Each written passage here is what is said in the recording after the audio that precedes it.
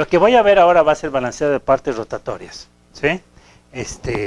Como les dije, aquí vamos a ver las diferentes tipos de desbalance que hay y cómo desde un punto de vista teórico puedo solucionarlos.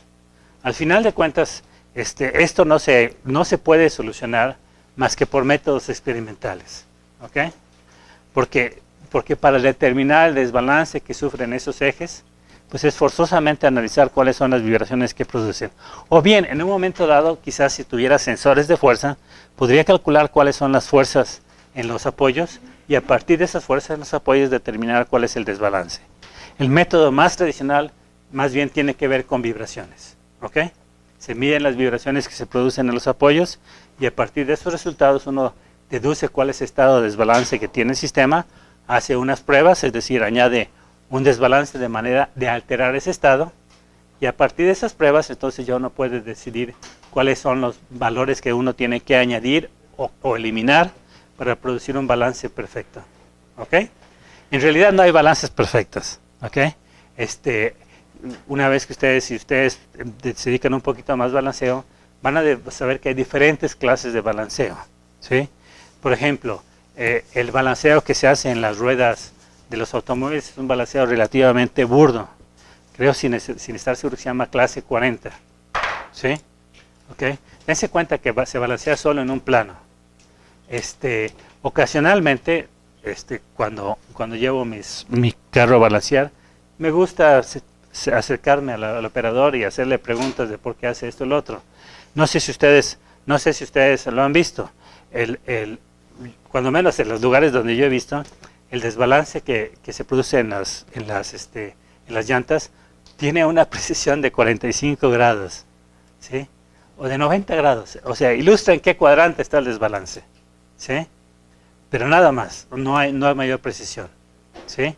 E ilustra también más o menos cuánto es lo que tiene que ponerse como desbalance con una precisión de 2 gramos.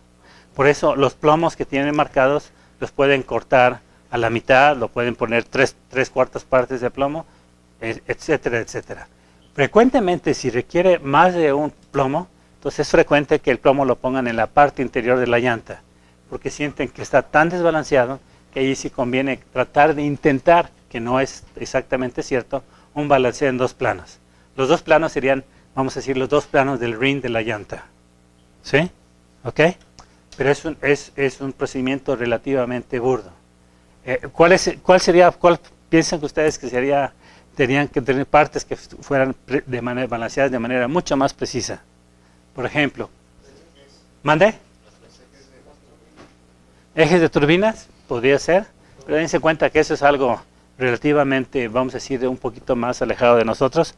Algo que usan todos los días y que tiene que estar balanceado a muy alta calidad de balanceo. ¿Qué sería? ¿Mande? No, los ventiladores usualmente el balanceo es bastante malito, ¿sí? ¿Ok? Sí, no es tampoco de alta precisión, ¿sí? Las flechas Cardan de los automóviles, sobre todo de los automóviles de pasajeros, sí tienen una mejor precisión que, por ejemplo, las ruedas de los autos, ¿sí? Había una empresa, no sé si todavía exista, en Querétaro que se llama Cardanes. Alguna vez me tocó asistir allí y ver cómo balanceaban las flechas Cardanes, ¿sí? Y sí, la presión era un poquito mejor. Otros serían las cigüeñales de los autos, ¿sí? Es más, los cigüeñales de los autos tienen frecuentemente unos mamelones que se usan allí para hacer agujeros. En esos casos, el balanceo se hace removiendo material. En el caso de las flechas Cardanes, se le soldaba unos pesos, ¿sí? Y en el caso de los ventiladores, no sé, sobre todo los ventiladores que sean radiales, se le ponen unas pequeñas como grapitas. No sé si las han visto, ¿sí? ¿Ok? No, algo que todavía requiera más precisión, ¿no se imaginan cuál es? Sus discos duros, ¿sí? Tanto discos duros portátiles como discos duros de su computadora, ¿ok? La precisión debe ser muy alta porque giran alrededor de 6,000 revoluciones por minuto. Y dense cuenta que las cabezales lectores pueden ser que giren a más. Yo recuerdo que cuando pregunté algunas inspecciones, me decían que eran 6.000 revoluciones por minuto. Y los cabezales rectores están a una distancia que son del orden de micras. ¿Sí? Entonces, si por alguna razón no están bien balanceados, habría vibraciones que harían que el disco duro tocara los cabezales lectores y ahí se acabó su disco duro. ¿Sí? No sé si recuerdan, creo que había uno que si hacía un ruido, el disco duro era porque ya había afenecido. ¿Sí? Precisamente ¿te mandé?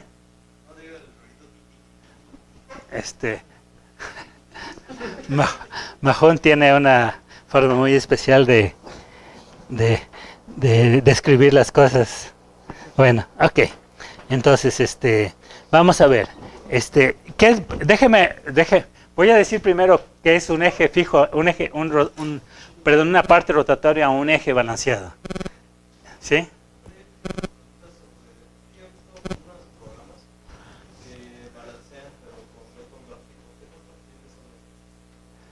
¿En dos dimensiones?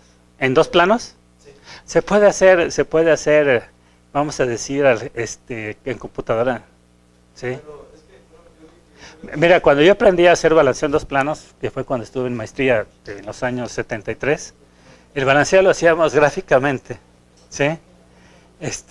Pero pues en aquellos tiempos, las computadoras Texas Instruments, que eran las más novedosas y más caras que había entonces, que probablemente te costaban el orden de unos $400. $400 en aquellos tiempos era una muy buena inversión. ¿Sí?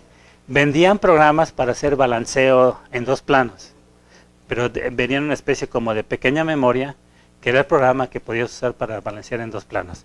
De hecho, mi maestro, el que me enseñó esto, que les digo que se dedicaba a eso, tenía una Texas Instrument con ese equipo. Después, cuando empecé a dar clases, yo no di clases de vibraciones mecánicas al inicio, pero una vez que empecé a dar clases, es un tema muy interesante. Debo tener un apunte por allí perdido, ¿sí? Lo hice en LaTeX, fue de mis primeros apuntes que hice en LaTeX, de cómo hacer balanceo en dos planos usando básicamente Maple, ¿sí? Y es básicamente decir que el eje se comporta de manera lineal, de manera que es una aplicación también muy interesante de transformaciones lineales, ¿sí? Pero hacerlo gráficamente es como antediluviano, Mahón, ¿sí? ¿Ok? Se puede hacer, sí, yo lo hice, ¿sí? Y hasta eso me fue muy bien porque a la hora que balanceé era tarea. Entonces tenemos que traer sus resultados gráficos y la prueba de fuego es saber cuánto vibración residual había. Éramos 3 compañeras, éramos 3 personas. Entonces los 2 primeros les fue muy mal. Y el mío al principio dice, estaba muy contento, no, porque no registraba nada, es que no estaba encendido el aparato. Pero ya después que lo encendió, mi nivel de vibración residual fue muy bajo. ¿Sí? Okay, pues lo hice con una buena amplificación en mi dibujo gráfico. ¿Sí? Pero eso, por cualquier error que puedan cometer en un método gráfico, es mucho mayor que lo que pueden cometer en computadora. Bueno, si hiciera el método gráfico usando AutoCAD, no diría nada. ¿Sí? Porque básicamente hacer método gráfico haciendo AutoCAD, pues es simplemente otra forma diferente de resolver sistemas de ecuaciones lineales. Ya lo vieron ustedes cuando vieron mecanismos. ¿Ok? Pero cualquier otra cosa, hacerlo a mano es antediluviano. Yo creo que es la mejor palabra que podría escribir eso. Ok, bueno, entonces, esto tiene que ver con su clase dinámica del cuerpo rígido. Un cuerpo rígido sujeto a rotación alrededor de un eje fijo está balanceado cuando satisfacen las siguientes 2 condiciones. Primero, el centro de masas del cuerpo G yace en el eje de rotación del cuerpo. Por ejemplo, el ejemplo que yo les mostraba no estaba balanceado porque estaba fuera del eje de rotación del... Y ese tipo de desbalance, cuando está fuera de rotación que el centro de masas yace fuera del eje de rotación del cuerpo, se conoce como desbalance estático si nada más tiene eso. ¿Ok? Y la otra condición es uno de los ejes principales de inercia del cuerpo con respecto al centro de masas G y con respecto... Bueno, aquí yo creo que se me pasó. Aquí se repite. A veces me pasa eso. Con respecto al centro de masas G, quiten esto, coincide con el eje de rotación del cuerpo. ¿Ok? ¿Sí? Entonces, si ustedes se fijan, ahorita tengo que corregir eso. Si ustedes se fijan, en el ejemplo que les mostré, el eje X asociado al centro de masas, el eje Z, perdón, asociado al centro de masas, coincidía con el eje Z del eje de rotación. ¿Ok? Entonces nada más tiene este tipo de desbalance. ¿Sí?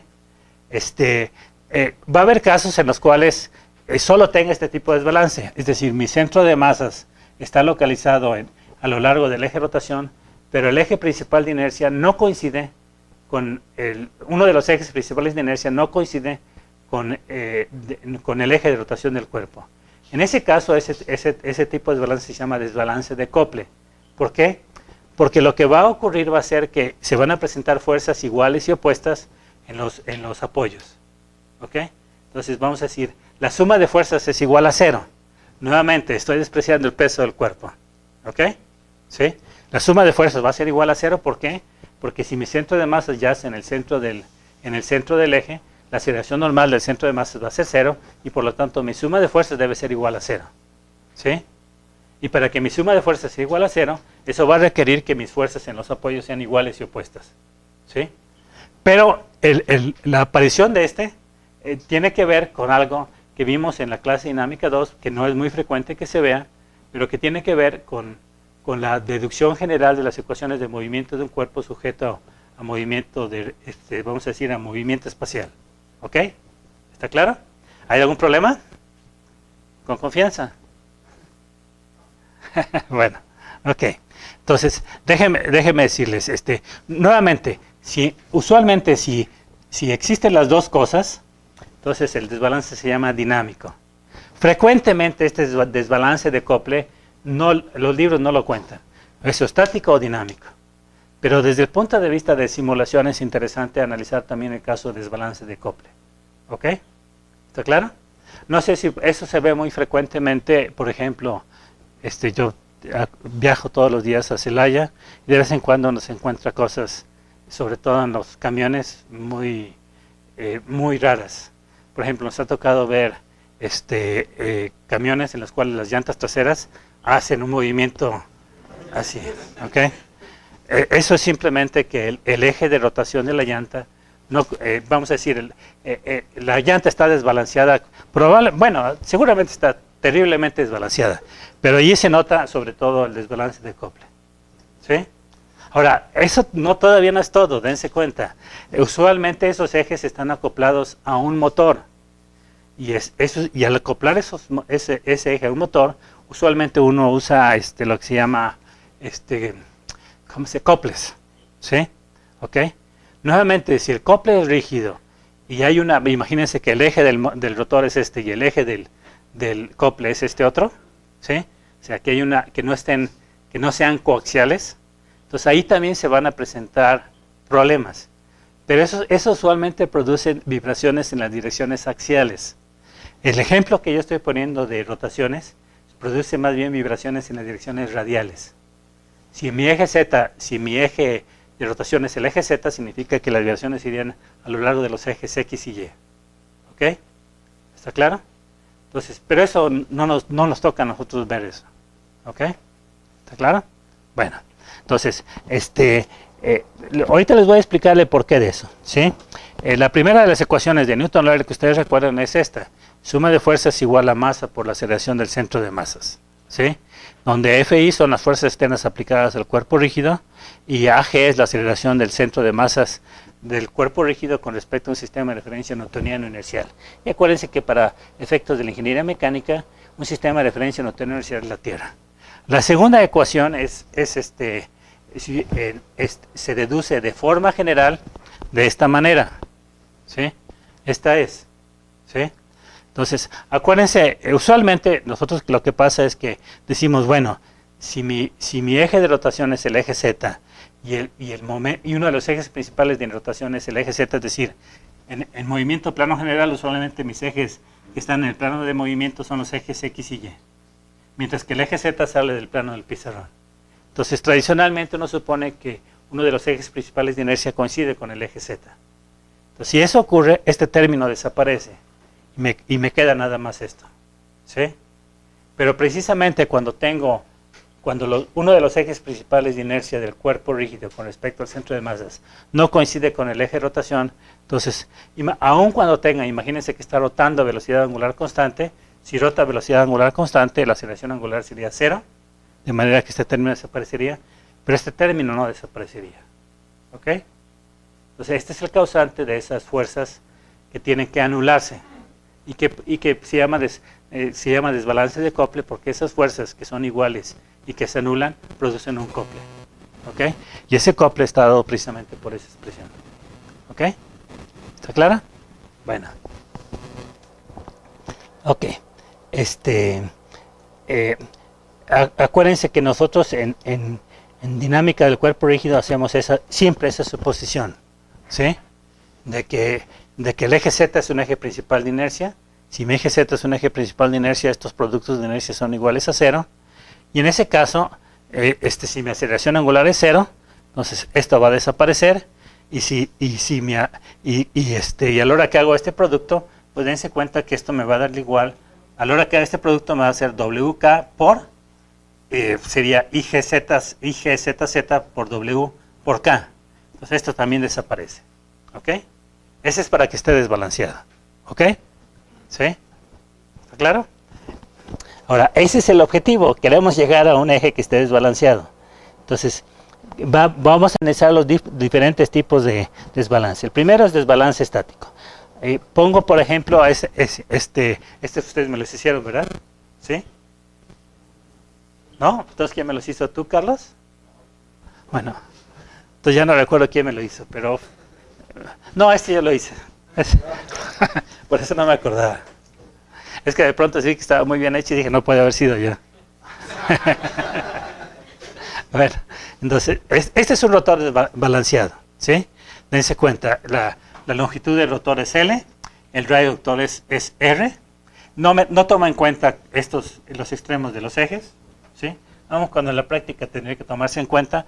Tradicionalmente eso supone que aquí está mi apoyo, que aquí está el centro de mi cojinete. Esto en la práctica de rotor, eso significa que aquí está mi centro de mi cojinete. Entonces, dense cuenta qué pasaría. Estoy suponiendo que es una forma cilíndrica, que es un cilindro. Igualmente, estos ejes son cilindros. Entonces, en este caso, mi centro de masa estaría aquí y seguramente mis momentos de inercia satisfacería esas condiciones. ¿Ok? De hecho, aquí se los muestro. Esa sería mi matriz de inercia.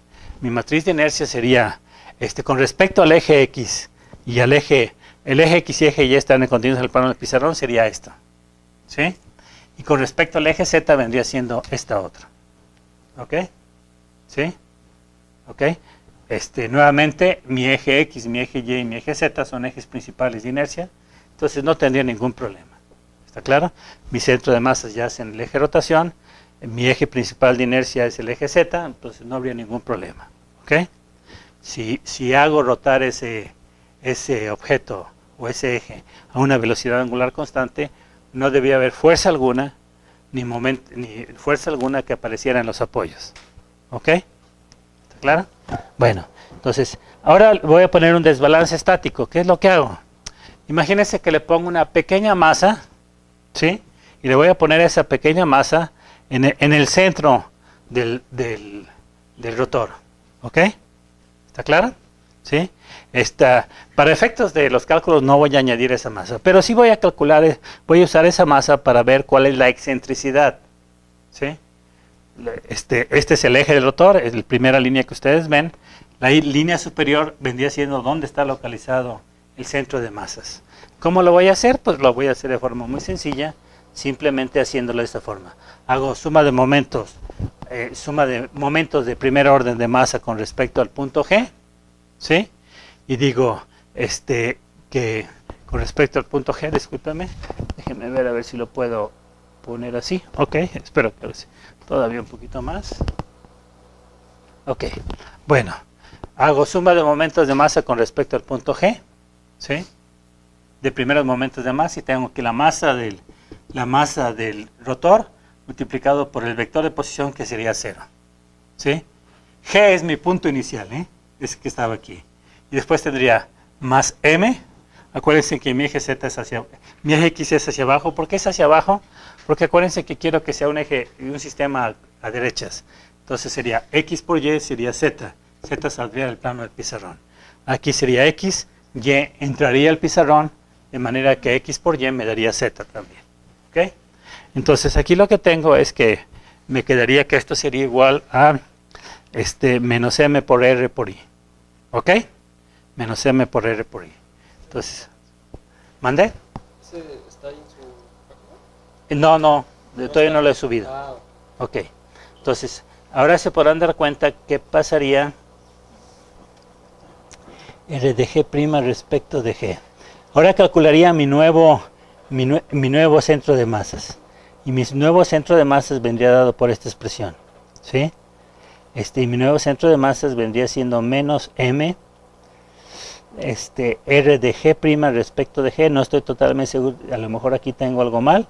A ver, por favor, les pido que me ayuden a revisar si esto está mal, porque creo que el signo no debía ser ese. ¿Ok?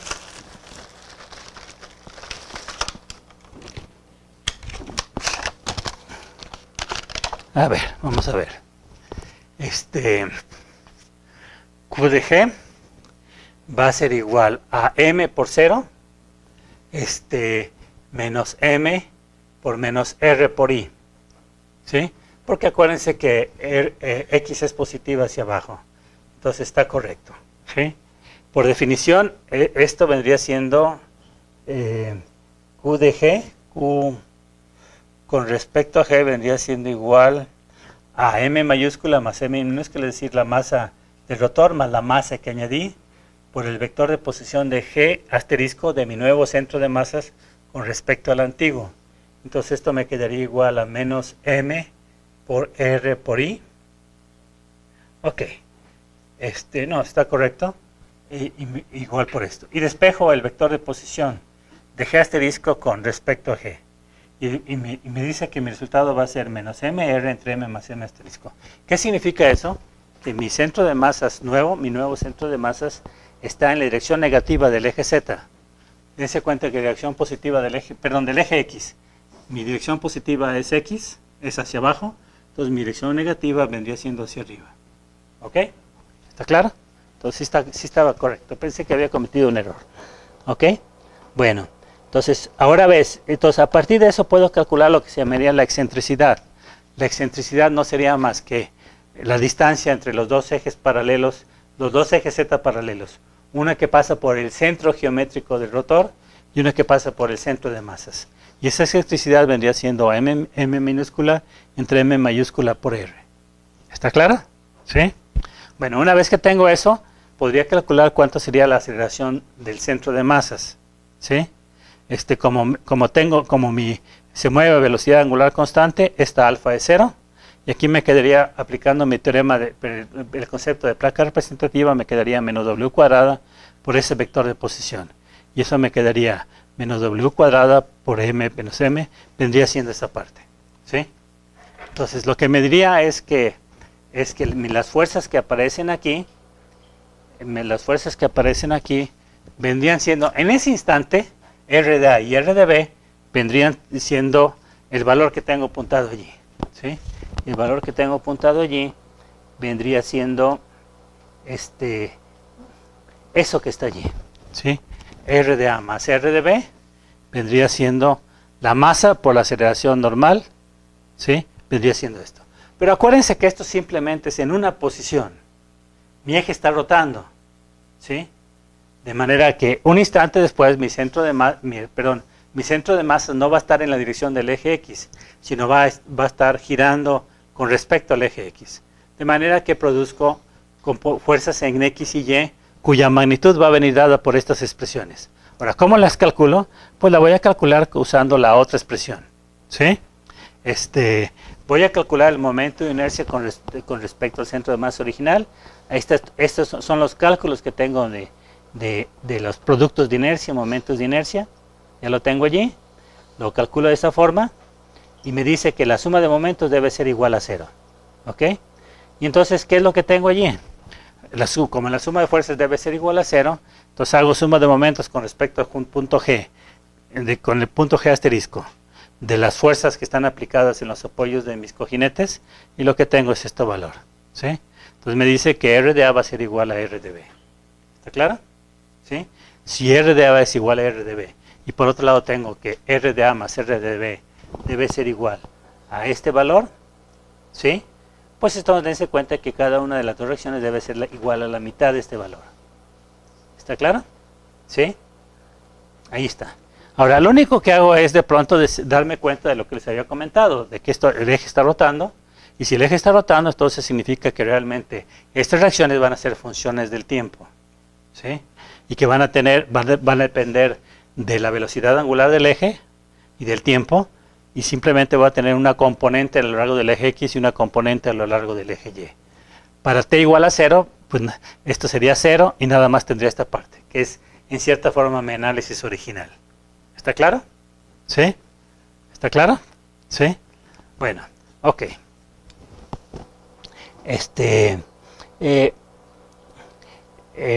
¿Qué piensan que puedo hacer? Bueno, déjenme entonces ver la simulación que tengo. Este es otro apunte que estoy haciendo. Balanceo en partes rotatorias, simulaciones en Adams. ¿Sí? Entonces déjenme aquí poner, ¿cuál fue? ¿Se acuerdan cuál es? Este fue desbalance estático. ¿Cuál fue? El join 4, información es cilíndrico. Ok, este es el cilíndrico. ¿Sí? Bueno, déjenme, voy a poner esta información. ¿Sí? Quizás aquí sea interesante que me dé cuenta de que aquí voy a tener que ser muy cuidadoso. Mi masa, bueno, voy a tener que cambiar de uno a otro, ¿sí? Así que por favor, me van a tener que tener paciencia y van a tenerme que ayudar a apuntar los valores, ¿ok? ¿Ok? Primero vamos con cuáles son las propiedades inerciales de la parte 4. Le voy a poner aquí modify. Ok. Entonces vean, si se fijan, es 174.733.001.4515. Vamos a ver aquí. Aquí está, es esta. ¿Ok? ¿Está claro? Vamos a ver. Después, los momentos de inercia. Bueno, aquí no me importan, pero aún así, son 108.60, 100.60 y 8.8810. ¿Sí? ¿Ok? Los momentos de inercia, ahí están. ¿Sí? ¿Ok? Ahora vamos con las coordenadas de los centros de masas. ¿Sí? Entonces ya vieron que sí corresponde eso.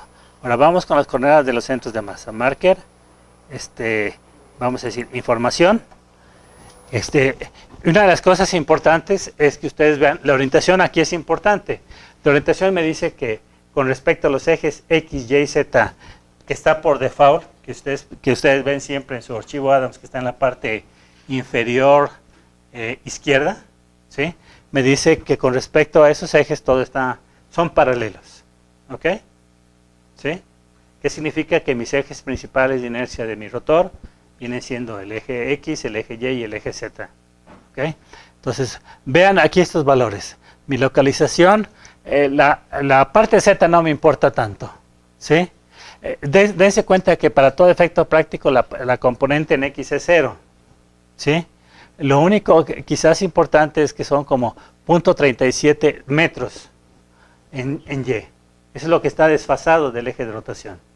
Un poquito más por esta pequeña componente, pero si me imagino que esto es 0, no pierdo mucho. Entonces son 0.37 metros. ¿Sí? ¿Sí? ¿Ok? Vamos a ver. Vamos a ver. Aquí está, centro de masas. Si se fijan, aquí están. Estos están en milímetros, lo cambié en milímetros. Nuevamente, la componente, bueno, quizás la componente Z me sirva de algo para darme cuenta que está exactamente a la mitad de estos, ¿sí? Con respecto a los apoyos. Déjenme nomás checar eso. Vendrían siendo menos 863.59, creo. ¿Sí? Mira, aquí está. ¿Ok? Ahora, vamos a checar la cohesión de las revolutas. ¿Sí? A ver, ¿qué parte es? Parte 4. Ok. Entonces vamos a ver. Unión parte 4 debe ser el marker 5. Vamos a buscar la información. El marker 5, déjenme ponerlo aquí. Déjenme hacerlo también un poquito más chiquito para que se pueda ver. Aquí está. Sería la revoluta anterior. Comparen esto con este otro. ¿Sí? ¿Lo alcanzan a ver? Bueno, entonces yo se los digo. Vendrían siendo, está en metros. Sería menos 7.818377, déjala allí, por 10 a la menos 2 metros. Acá lo que tengo es, si se fijan es lo mismo, solo que aquí están en milímetros. 78.1837. 7, ¿ok? Después la componente Y está casi en cero.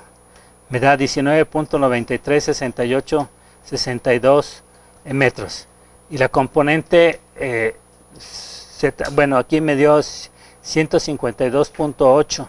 Aquí tengo 150.0. Entonces, por favor, les pido por favor que si me apuntan ese cambio que tengo que hacer. ¿Sí? Aquí serían 152.8. Todo lo demás creo que está bien. ¿Ok? ¿Ok? Bueno. Entonces aquí tengo que cambiar ¿me acuerdan? ¿Sí? Ok. Ahora vamos con esta otra. Parte 4. A ver, vamos a ver. Marker 14. Vamos a decir información. Marker 14. De nuevo.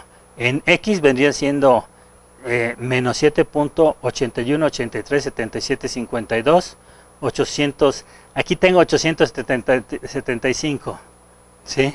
Aquí tengo, creo que lo tomé cuando le cambié unidades a milímetros, me dio un poquito de más precisión, ¿ok? Aquí después es menos 1.9936862698, ¿sí? Y aquí es 1.88 metros, ¿sí? Entonces, ¿sí se dan cuenta?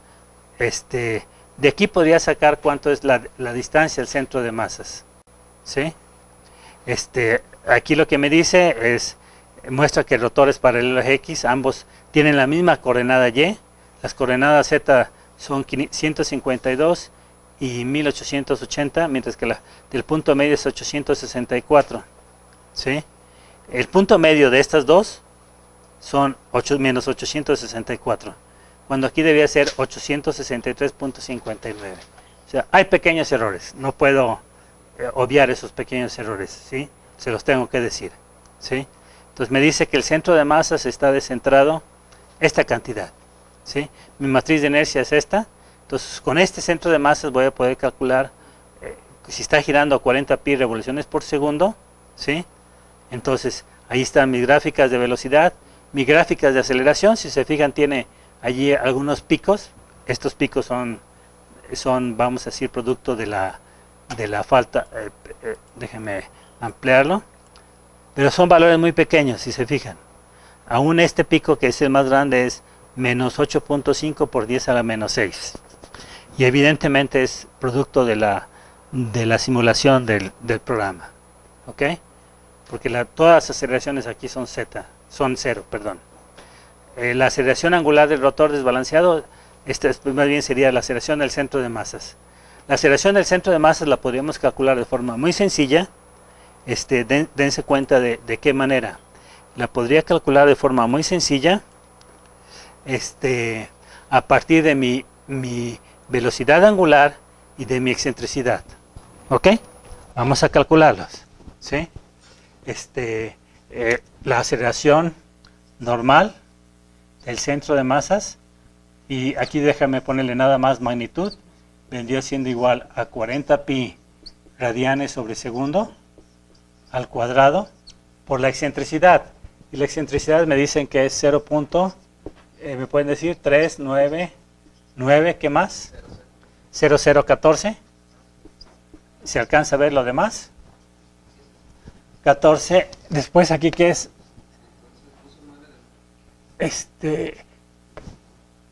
sí, es 0014, y después aquí que es 40. Ay, Dios mío, no alcanzo a ver. Bueno, aquí tengo un 0 de más, un 9 de más. Vamos a dejarlo así, ¿ok? Y serían metros, ¿sí? Sí, ya convertido está a metros. ¿Me pueden decir cuánto me daría este valor, este resultado? Ese resultado debe coincidir, déjenme,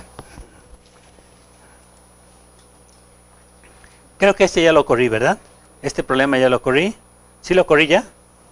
¿No se acuerdan? Si lo corrí, entonces ya me debo tener, ok, marker, esos son fuerzas totales. Esta es aceleración, fuerza total,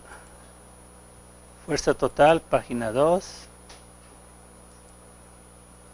velocidad angular, a ver, a lo mejor está más abajo, página 4, página 3, página 2, bueno, no, creo que no, discúlpeme, aquí no calculé nunca la aceleración del centro de, la aceleración translacional.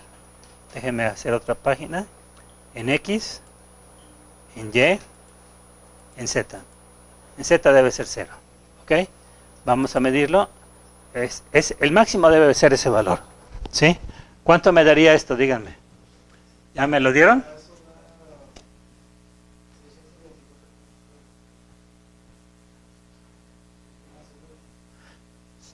¿Ya con todas cifras decimales? ¿Sí? Bueno. 6.158,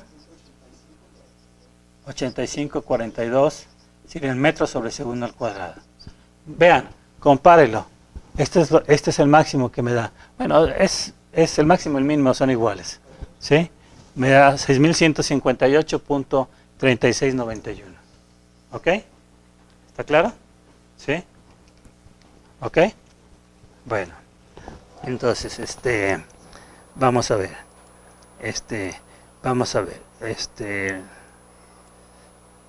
Aquí es rotor desbalanceado. Esa es mi aceleración del centro de masas.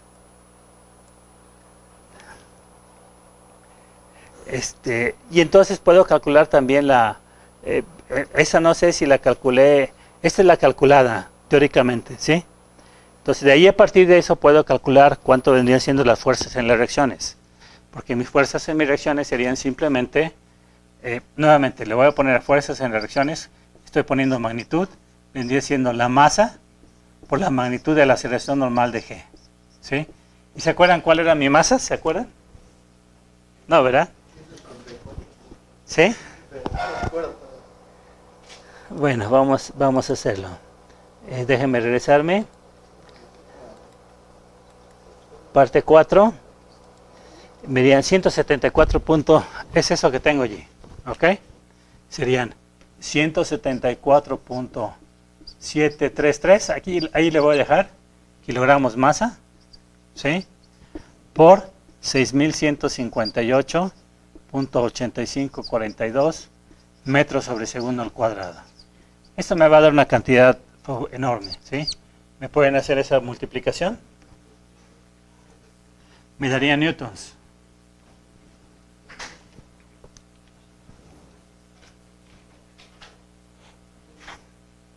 Bueno, mi problema no es del todo realista, déjenme decirles por qué. Difícilmente ustedes tendrían un rotor que tuviera dos esferas fuera de su eje como la que estoy poniendo, ¿sí? Pero sí es un indicativo de la magnitud de las fuerzas que en un momento dado, dense cuenta que mi velocidad angular no es muy grande. 40 pi radianes por segundo, ¿cuánto vendrían revoluciones por minuto? ¿Cuántos serían? 40 pi radianes por segundo, ¿cuántos vendría siendo en revoluciones por minuto? A ver, hágame el cálculo. Mi velocidad angular es 40 pi radianes sobre segundo. Entonces, esto vendría siendo igual a 40 pi entre 2 pi revoluciones por segundo. ¿Sí? cancelo esto con este, serían 20 revoluciones por segundo. 20 revoluciones por segundo. Entonces serían 1200 revoluciones por minuto. Dense cuenta, es una velocidad angular muy pequeña. ¿Ok? Y acuérdense que mi aceleración normal crece con el cuadrado de la velocidad angular. Entonces, aquí, aun cuando mi excentricidad es muy alta, ¿sí? Dense cuenta que mi velocidad angular es relativamente pequeña. Entonces, estos resultados sí son indicativos de más o menos cuáles son las fuerzas que se pueden producir, quizás con un desbalance no tan grande como el que tengo, pero una velocidad angular mucho más elevada. ¿Sí? Entonces, ¿cuánto me da esto? Díganme. 1.076.000. Vamos a dejarlo así, 155 newtons. ¿Sí? Acuérdense que más o menos están a la mitad, hay pequeñas variaciones. Significa que las reacciones en A, la magnitud de las reacciones en A y la magnitud de las reacciones en B, pues deben ser más o menos igual a la magnitud de la fuerza, ¿por qué le llamaría R? Del rotor, ¿sí? Seguramente R por rotor, entre 2. ¿Cuánto me daría eso? Me daría 538.077 newtons. Y divídelo entre 9.81 para que me lo den en kilogramos fuerza. 849. Dense cuenta, son 54 toneladas. ¿Ok? Nuevamente, como les digo, no mi excentricidad es bastante grande. También mi masa es bastante grande, son 174 kilogramos masa. Y mi excentricidad es de 0.4, ¿sí? 0.4 metros. Eso sí está exagerado. Pero por otro lado, mi velocidad angular es relativamente pequeña, 1200 revoluciones por minuto. Yo creo que aún dentro de esta escuela probablemente tengamos piezas que roten a 4000 revoluciones por minuto, ¿sí? O 5000 revoluciones por minuto, que sería 4 veces mayor. Pero esto se multiplica al cuadrado, el efecto es al cuadrado por la velocidad angular, ¿sí? Lo importante es que se den cuenta que si tengo desbalance, usualmente las fuerzas que se producen llegan a ser muy grandes. En la práctica hay casos en los cuales el desbalance es tan grande que produce grietas en el concreto, ¿sí? Esas fuerzas son suficientes para producir grietas en el concreto. ¿Ok? ¿Está claro? Y concreto armado, pues no concreto chafa como el que se construye en las calles en nuestros países. ¿Sí? ¿Ok? ¿Está claro? ¿Sí? Entonces, vamos a checar si esos resultados son los que aparecen aquí. Bueno, vamos a ver. Vamos a ver, tengo aquí, esas son las fuerzas totales. Esta es aceleración, estas son las fuerzas totales. Vamos a checar qué valor tienen, miren. Ahí están los máximos, ¿sí? Ahí están los máximos y mínimos, no tengo ya ni siquiera que checar. Mis máximos son muy cercanos, máximos y mínimos. Quizás la diferencia, ¿cuál se imaginan que sea? El peso del cuerpo, ¿sí? Porque es más grande en máximo que mínimo, debían ser iguales. Pero no, acuérdense que no considero el peso del cuerpo. Pero dense cuenta, mis valores son de 536.690 si tomo el mínimo, o 532.390. O sea, muy cercanos a estos. ¿Sí? ¿Ok? Muy cercanos a eso. Esta es una de las fuerzas. Puede ser que la otra me salga un poquito mayor. ¿Sí? Esta es la página 3, la página 4 es la otra. Y en la página 4, ¿sí se dan cuenta? La página 4, en la página anterior las reacciones me salían ligeramente menores que esta. En esta página me salen ligeramente mayores que esta. ¿Ok? ¿Cuál puede ser la razón? La razón es que exactamente mi centro de masas no está exactamente a la mitad de los dos apoyos. ¿Ok? ¿Está claro? ¿Sí? Bueno, hay otra cosa que es importante que se den cuenta. Aquí no se alcanza a ver, pero sí se ve en mi apunte. En mi apunte, esas son las, déjenme hacerlo más pequeño. Y discúlpenme que lo haga pequeño porque solo así puedo ver un detalle importante. Estas son las fuerzas en los diferentes apoyos. ¿Y cuál es una cosa importante? Que mis fuerzas están en fase. ¿Sí? Una es la fuerza, la roja es la fuerza en X, ¿sí? La azul punteada es la fuerza en Y. Entonces, pero dense cuenta, si yo empalmara esta roja con esta, estaría totalmente en fase. ¿Sí? Igual, si empalmara la azul sobre esta azul, estarían totalmente en fase. Esa es una de las características cuando tengo desbalance estático. ¿Sí? Que a la hora que yo pongo mis sensores de vibración, como le digo, esto es fuerza. ¿Sí? ¿Cómo se traduce en movimiento? Bueno, porque no hay, ustedes saben bien que no hay materiales que sean completamente rígidos. ¿Ok? ¿Sí? Es más, en las máquinas para balanceo, a propósito se hace que no sean, se le da mucha flexibilidad, con el objeto de que esas fuerzas produzcan movimientos bastante grandes. Y esos movimientos bastante grandes me permitan detectar el desbalance con una mayor precisión. Entonces, a pesar de que estos son fuerzas, piensen que en la práctica esas fuerzas me van a producir vibraciones. ¿Sí? Y la idea va a ser que las vibraciones, tanto en X como en Y, usualmente no se toman en dos direcciones, se toman nada más en una dirección, porque al final de cuentas esto va a ser lo mismo.